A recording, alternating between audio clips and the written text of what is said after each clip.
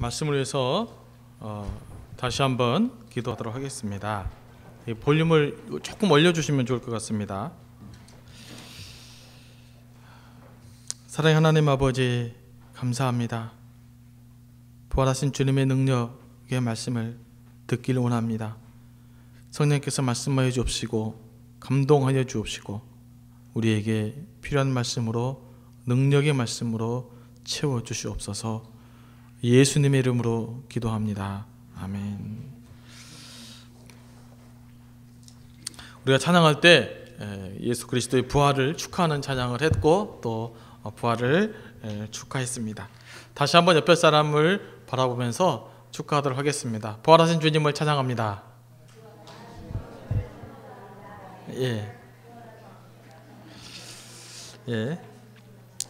부활의 축복이 여러분의 삶 가운데 넘쳐나기를 원합니다.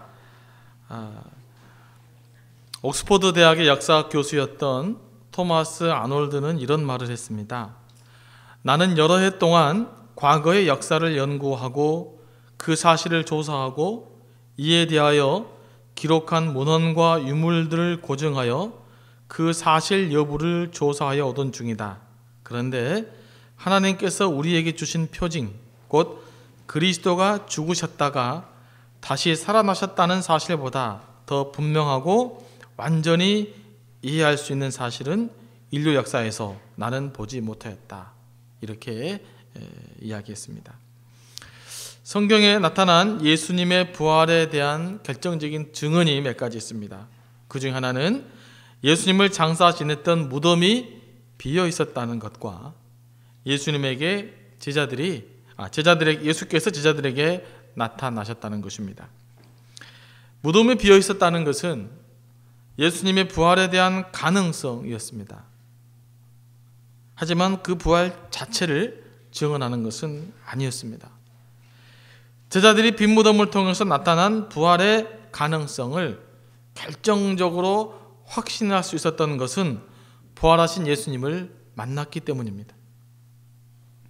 그리스도의 부활은 객관적인 증빙 자료를 통해서 믿을 수 있는 것이 아닙니다. 그리스도의 부활은 부활하신 예수 그리스도를 만나야 믿을 수 있는 것입니다. 아무리 빈 무덤이 있다 한들 예수께서 제자들에게 나타나지 않았다면 그 빈 무덤은 그냥 빈 무덤이었을 것입니다. 하나의 미스테리에 불과했겠죠.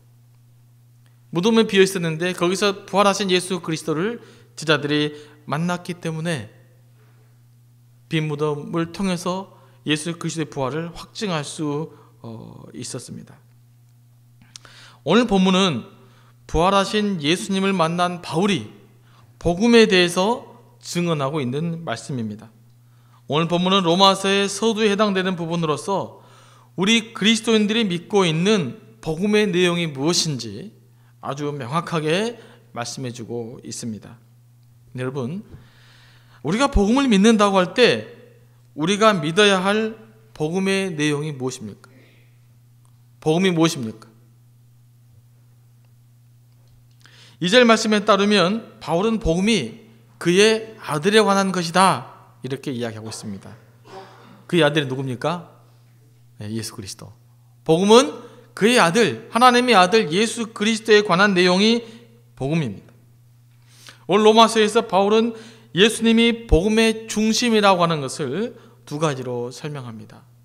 먼저 바울은 예수님의 인간적인 본성을 언급합니다. 3절 말씀 보시겠습니다. 그의 아들에 관하여 말하면 육신으로는 그의 human nature, 그러니까 인간적인 본성으로 따르면 예수님은 다윗의 혈통에서 나셨다 이렇게 이야기하고 있습니다. 이사야 선지자를 비롯한 구약의 예언자들은 다윗의 혈통에서 메시아가 나올 것이라고 예언했습니다. 그러므로 예수께서 육신적으로 다윗의 혈통에서 나오셨다고 하는 것은 구약의 예언이 예수 그리스도를 통해서 성취되었다는 것을 의미하고 또 예수께서 구약의 예언을 성취할 수 있는 조건을 이미 완벽하게 갖추셨다는 뜻입니다. 하지만 예수님께서 다윗의 혈통을 지녔다는 것만으로 그가 하나님의 아들이 될 수는 없는 것입니다. 다윗의 혈통이 구약에 수많이 혈통을 가진 사람들이 있습니다. 수많은 유대 왕들로부터 또 그 다른 많은 사람들에게까지 다윗 혈통이 많이 있었습니다.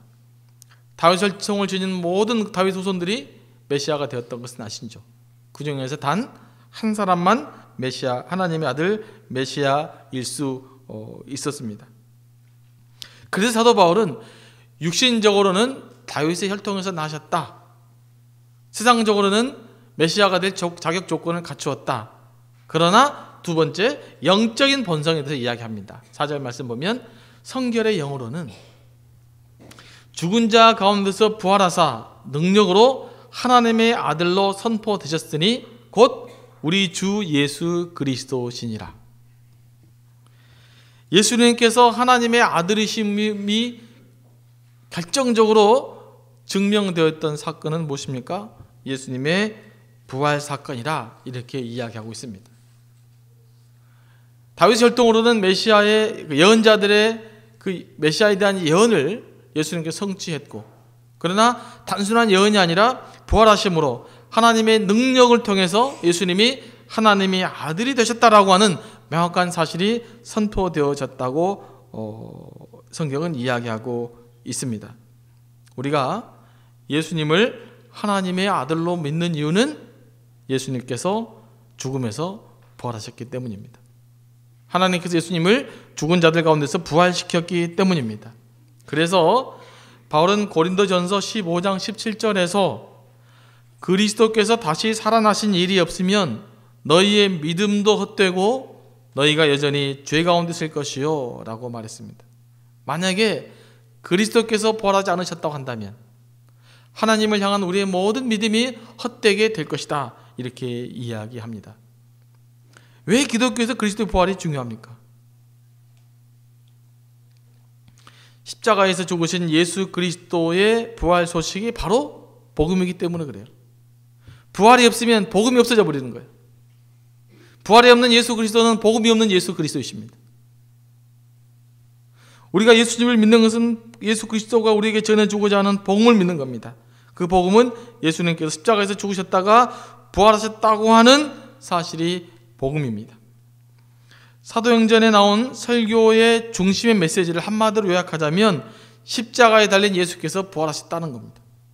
그게 사도행전 전체에서 이야기하고 있는 사도들의 설교의 핵심 메시지입니다. 마가복음 10장 45절에서 예수님은 자신의 죽음에 대해서 제자들에게 이렇게 말씀했습니다. 인자가 온 것은 섬김을 받으려 함이 아니라 도리어 섬기려 하고 자기 목숨을 많은 사람의 대속물로 주려 함이니라. 무슨 뜻입니까? 예수님은 인류의 죄를 대속하기 위해서 십자가를 지신 것입니다. 그런데 만약 예수님께서 십자가의 죽으심으로 자신의 인생을 끝마쳐 버리셨다고 한다면, 그게 예수님의 인생의 전부였다고 한다면 예수님의 십자가의 죽음은 우리와 아무런 관계가 없어지고 말 것입니다. 예수께서 아무리 자신의 죽음이 사람들의 죄를 대속하기 위한 것이라고 말했다 해도 제자들이 예수께서 자신들의 죄를 대속하시기 위해 죽으셨다는 사실들을 어떻게 받아들일 수 있었겠어요? 그냥 죽으셨으면 뭔가 뭔지 모르지 않겠어요? 예수님께서 부활하셨기 때문에 예수님이 죽음이 자기 자신들을 위한 대속 죽음이라는 것을 제자들이 깨달을 수 있었던 것입니다. 부활하신 예수 그리스도를 만남으로 예수님께서 나를 위해서 죽으셨다고 하는 사실들이 깨달아지게 된 것입니다. 그래서 우리는 부활하신 예수 그리스도를 만나야 되는 것입니다. 예수님께서 부활하셨기 때문에 그분의 모든 말이 진리였음을 우리는 믿을 수 있는 것이에요. 그래서 기독교에서는 부활이 그토록 중요한 것입니다. 그래서 바울은 예수께서 죽은 자 가운데서 부활하여 그 능력으로 하나님의 아들로 선포되었다, 이렇게 말하고 있는 것입니다. 예수님의 부활 사건은 그가 하나님의 아들이라고 하는 사실들을 확증한 사건입니다. 누구든지 이 부활의 복음을 믿는 자들은 그리스도의 부활의 상속자가 될 것이라는 것이 성경의 약속입니다. 그러면 예수 그리스도를 부활을 믿는 자, 그리스도의 부활의 상속자인 우리 그리스도인들이 누리게 될 축복이 무엇입니까? 첫 번째는 죽음의 세력을 극복하는 것입니다. 고린도전서 15장 55절에서부터 57절 말씀을 보면 사망아 너의 승리가 어디 있느냐? 사망이 쏘는 것은 죄요 죄의 권능은 율법이라. 우리 주 예수 그리스도로 말미암아 우리에게 승리를 주시는 하나님께 감사하노니, 이렇게 사도 바울이 고백하고 있습니다. 하나님께서 예수님을 죽은 자 가운데서 다시 살리셨다는 말은 죽음의 한계를 깨뜨려 버렸다는 말입니다. 죽음을 통해 역사하는 사단의 권세를 깨뜨려 버렸다는 말입니다. 죽음의 두려움을 정복했다는 말입니다. 예수님의 부활을 통해서 우리가 사망의 세력에서, 죽음의 세력에서, 죄의 세력에서 승리하게 된 것입니다. 이제 다시는 죽음조차도 우리를 위협할 수 없게 된 것입니다. 우리 인간을 가장 괴롭힌 것이 무엇인지 아십니까? 바로 죽음의 공포입니다. 죽음의 두려움. 죽음에 대한 두려움이 우리 인간을 가장 괴롭히고 있는 것입니다. 여러분 가끔씩 왜 스트레스를 받는지 아십니까? 죽음의 공포가 밀려오기 때문에 그래요. 다른 사람들 소외를 받으면 상처받고 속상하고 아프잖아요. 왜 그래요? 그 순간에 우리는 죽음의 공포를 느끼기 때문에 그래요. 우리의 모든 인격성을 다 왜곡시켜버리는 것이 뭐냐? 바로 두려움 때문이에요. 죽음에 대한 두려움이 삶에 여기저기 퍼쳐져서 사업이 망할 때도 죽음을 생각하고, 남녀간에 이별할 때도 죽음을 생각하고, 내 일이 안 풀릴 때도 죽음을 생각하고, 누군가로부터 소외를 받을 때도 죽음을 생각합니다. 그래서 두렵습니다. 나만 죽기 그러니까 남들까지 같이 죽이려고 하는 거예요. 그게 오늘날 현대인들이 죽음으로 인해서 당하고 있는 고통이고 고민입니다. 이 문제를 해결하려고 그러면 심리적 요법을 해결할 수 있는 것이 아니라 부활하신 예수 그리스도를 믿음으로 극복할 수가 있는 것입니다. 예를 모든 두려움의 문제, 인격적인 왜곡의 문제, 단절의 문제, 소외됨의 문제, 이 모든 문제는 부활하신 예수 그리스도를 만남으로 해결될 수 있는 것입니다. 여러분, 여러분의 삶의 문제가 있고 때때로 두려움이 여러분의 삶 가운데 여러분의 인격을 왜곡시키고 있지 않습니까? 그러면 부활하신 주님께 여러분의 문제를 가지고 나올 수 있게 되기를 바랍니다. 로마서 8장 38절에서 39절 말씀을 보면 사망이나 생명이나 천사들이나 권세자들이나 현재일이나 장래일이나 능력이나 높음이나 기쁨이나 다른 어떤 피조물이라도 우리를 주 예수 그리스도 안에 있는 하나님의 사랑에서 끊을 수 없느니라, 이렇게 말씀하고 있습니다. 부활을 통해서 우리에게 역사하신 하나님의 사랑이 바로 이런 사랑입니다.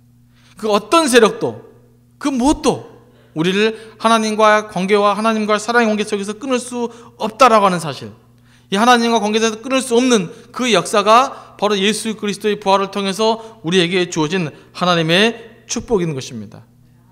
하나님의 사랑과 생명이신 하나님과 우리 삶이 연결되어 있는 한 우리는 어떤 두려움도 극복해낼 수 있게 될 것입니다.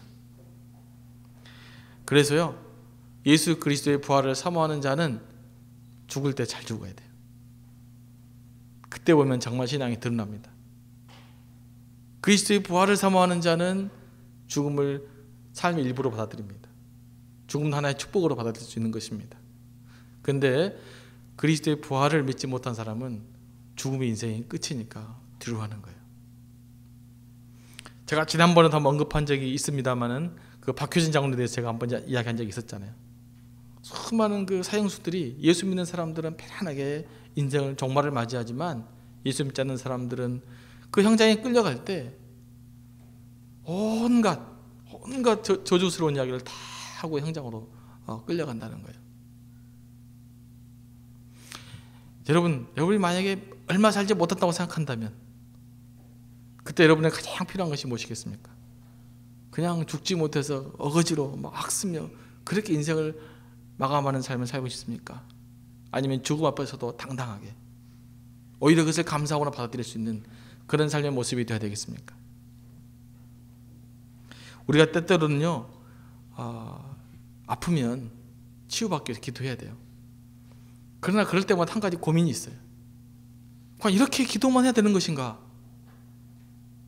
그리스도의 부활을 믿는 자라고 한다면 오히려 죽음을 적극적으로 수용하는 기도는 할 수 없을까? 왜 우리는 자꾸 나아야 한다는 강박관념에 사로잡혔을까? 뭐가 문제일까? 그러지 않습니까? 우리가 정말 부활의 신앙을 믿는다면 우리가 치유를 위한 기도할 때 조금 고민해 봐야 될 것 같아요.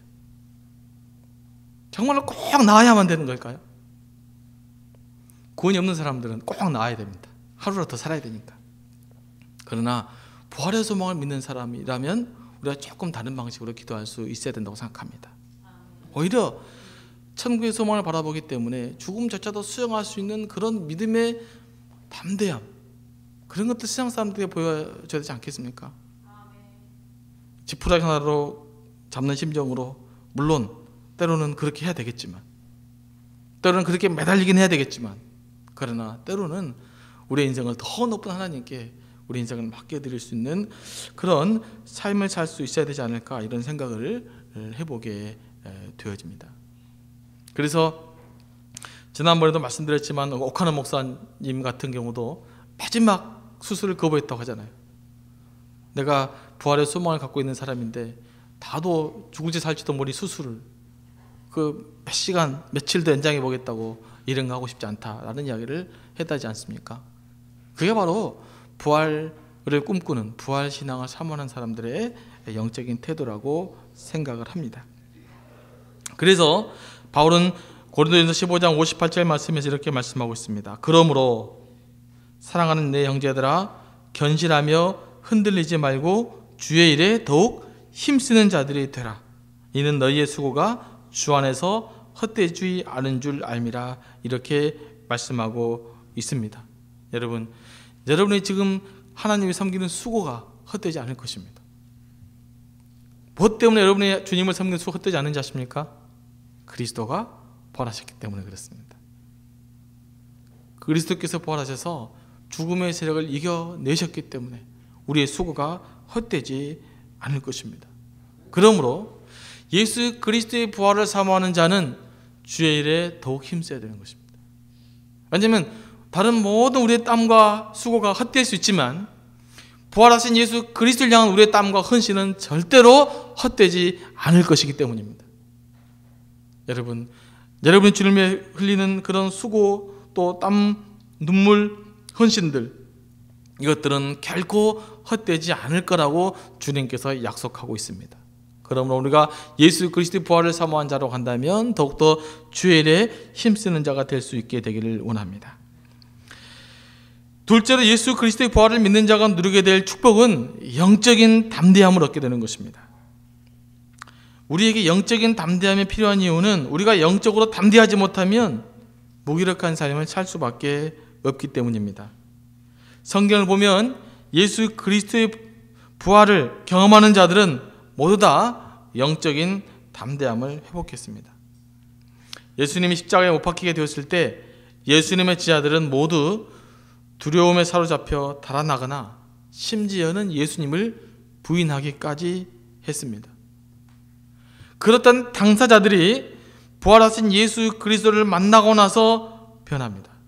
어떻게 변했습니까? 사도행전 4장 13절 이하의 말씀을 보면 베드로와 요한이 예수 그리스도의 복음을 증거합니다. 그럴 때 유대 사내들인 공의원들이 베드로와 요한을 잡아가다가 경고를 줍니다. 야, 너 절대 예수님 증거하지 마라. 그렇게 이야기했을 때 베드로와 요한이 어떻게 대답합니까? 사도행전 4장 18절 19절의 말씀이 나와 있는데 이렇게 이야기합니다. 베드로와 요한이 대답하여 이르되 하나님 앞에서 너희 말을 듣는 것이 하나님의 말씀을 듣는 것보다 옳은가 판단하라.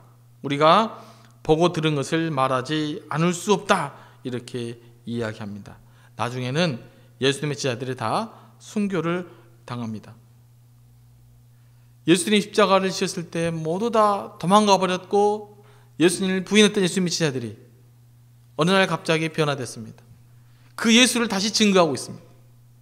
그리고 예수를 증거하지 말라고 옆에 섰을 때 우리가 너희들의 말을 듣는 것이 옳은가 하나님의 말을 듣는 것이 옳은가 너희들이 판단하라. 우리는 벗고 들은 것을 말하지 않을 수 없다라고 담대하게 이야기를 하게 되어집니다. 그리고 자신의 목숨을 예수 그리스도께 온전히 드리게 되어졌고 마침내는 자신의 삶이 순교당할지라도 예수 그리스도에 대한 믿음을 변치 않고 예수님을 끝까지 사랑하는 지하들의 모습을 바라볼 수가 있습니다. 무엇이 지하들을 바꿔놨습니까? 부활하신 예수를 만나고 나서 제자들이 바뀐 것입니다. 여러분, 저는 여러분들이 예수 그리스도를 인격적으로 만날 수 있게 되기를 원합니다. 부활하신 예수 그리스도를 인격적으로 만날 수 있게 되기를 원합니다. 다시 한번 말씀드리지만 부활은 여러분들이 객관적인 과학적인 증명을 통해서는 확인할 수 없는 것입니다. 어느 정도 설득력 있는 논지를 가질 수 있지만 그 자체가 우리의 믿음을 만들어주지는 않습니다. 예수 그리스도를 만나야 됩니다. 부활하신 예수 그리스도를 만나야 됩니다. 그래서 이 부활의 아침에 여러분은 부활하신 예수 그리스도를 만날 수 있도록 하나님께 기도할 수 있게 되기를 원합니다. 주님, 나로 하여금 부활하신 예수 그리스도를 만날 수 있도록 도와주시옵소서. 내가 이 부활하신 예수 그리스도를 만나야 내 삶이 변할 수 있겠습니다.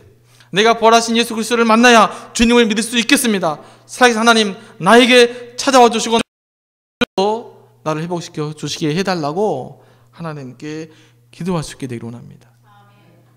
그래서 제들이 누렸던 사망을 극복하는 담대함, 무기력함에서 약동적인 삶으로 바뀌는 제자들의 담대함을 회복하는 여러분들이 될 수 있게 되기를 원합니다. 마지막으로 한스 큐이라고는 독일의 신학자가 하는 말씀을 읽고 말씀을 마치도록 하겠습니다. 그리스도교는 나사렛 예수를 살아계시고 권능을 행하시는 그리스도로 고백하는 신앙이라는 의미에서 부활과 더불어 시작한다. 부활이 없이는 그리스도 교회의 어떤 신앙, 어떤 선포, 어떤 교회, 어떤 예배, 어떤 선교도 있을 수 없다. 그러므로 기독교가 과거를 기념하는 회고적인 종교가 아닌 것은 예수의 부활 때문이다. 그리스도는 살아있고 위격적인 한 현존의 확실성을 기리는 현재의 종교인 것이다. 그러므로 교회는 예수께서 십자가에 처형되고 부활하신 분임을 믿는 신앙 안에서 굳게 서 있는 동안에만 예수 그리스도의 교회일 수 있다. 우리 교회는 예수 그리스도의 부활의 믿음에 서 있을 때 비로소 교회다운 교회가 될 수 있을 것입니다. 이 부활의 신앙을 다시 한번 온전히 회복하게 되는 귀한 시간이 될 수 있게 되기를 원합니다. 기도하시겠습니다. 사랑의 하나님 아버지, 감사합니다. 오늘 부활절 예배로 우리를 인도하여 주옵시고 예수 그리스도의 부활에 대해서 저희들이 기뻐하며 찬양하며 경배하며 예배할 수 있도록 인도해 주신 것을 감사합니다. 하나님, 우리에게도 부활의 능력을 허락하여 주셔서 하나님 부활의 담대함을 우리에게 허락하여 주옵시기를 간절히 바라곤 합니다. 그래 우리가 죽음도 맞설 수 있는, 극복할 수 있는 그런 담대함을 우리에게 허락하여 주옵시고 우리의 무기력함에서 탈출해서 더욱더 역동적인 모습으로 주님을 섬길 수 있도록 역사하여 주시옵소서. 예수님의 이름으로 기도합니다. 아멘.